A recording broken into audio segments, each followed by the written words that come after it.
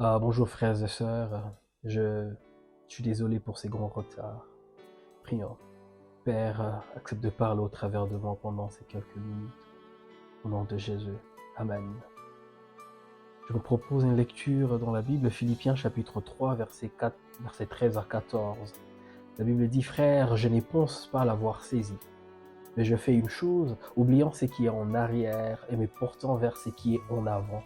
Je cours vers le but pour remporter le prix de la vocation céleste de Dieu en Jésus-Christ. Amen.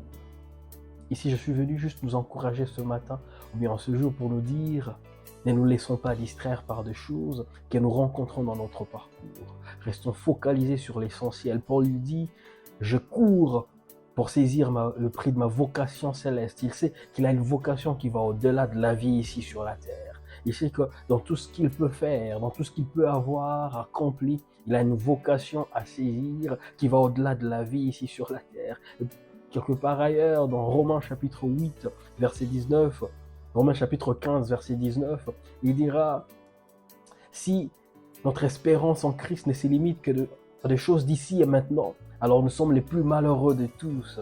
Parce qu'au fait, si Christ est ressuscité, si nous sommes chrétiens aujourd'hui, notre espérance nous amène au-delà de la vie sur la terre, au-delà de la vie ici et maintenant.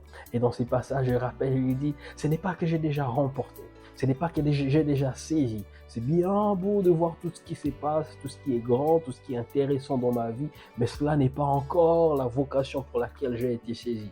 Il dit, oubliant ce qui est en arrière et me focalisant sur ce qui est en avant, je cours pour saisir le prix de ma vocation céleste en Christ Jésus. Ce qui est en arrière n'est pas toujours le négatif, les échecs. Ce qui est en arrière, il y a aussi des réussites, des grands accomplissements, des choses qu'on a pu faire avec le Seigneur. Ce sont des choses qui peuvent nous empêcher d'aller de l'avant parce qu'on regarde toujours à ce qu'on a pu faire, ce qu'on a accompli. Ou peut-être ce sont des négatifs, on regarde à ce qu'on n'a pas pu faire, aux échecs, aux choses qu'on a rencontrées. Mais Paul lui dit, c'est bien, ce qui est arrivé est arrivé. Et ceci est derrière moi. Alors je ne regarde plus à ce qui est derrière. Je ne regarde pas à ce qui est en arrière. Mais je me focalise sur ce qui est en avant. Et c'est lorsque tu peux regarder à ce qui est en avant, lorsque tu peux avoir tes yeux fixés et focaliser sur ce qui est à venir, que tu peux courir pour le saisir. Frères et sœurs, hommes de Dieu, servants de Dieu, n'oublions pas pourquoi il nous a saisis. N'oublions pas pourquoi il nous a appelés. C'est pour saisir cette vocation céleste en Christ. Alors courons, ne nous laissons pas distraire par quoi que ce soit. Courons afin de saisir cette vocation, ce prix de la vocation céleste. Et plus tard, quand il était temps de partir, dans 2 Timothée, il dira, j'ai combattu le bon combat, j'ai achevé ma course, j'ai couru, et là j'ai achevé la course.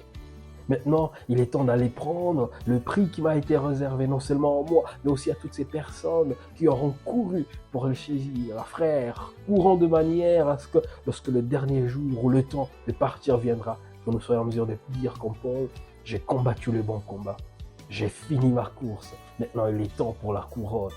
N'oublions pas l'essentiel, courons vers ce prix qui nous a été réservé en Christ, ce prix de la vocation céleste. Que Dieu nous bénisse dans cette course. Courons encore. Amen.